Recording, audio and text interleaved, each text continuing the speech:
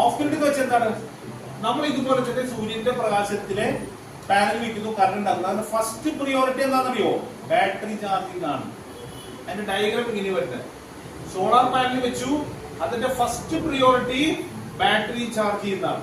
ഇൻവെർട്ടറിൽ വന്നു, ബാറ്ററി ഒരു 60% ചാർജ് ആയി കഴിഞ്ഞാൽ, 60% ചാർജ് ആയി കഴിഞ്ഞാൽ അതിൻ്റെ ഉള്ളിൽ ഒരു ഇന്റലിജന്റ് മോണിറ്റർ ഉണ്ട്. ഇന്റലിജന്റ് ഷെയറിംഗ് നടക്കും. പകുതി വീട്ടിലോട്ട് തരും, പകുതി ബാറ്ററിലോട്ട്.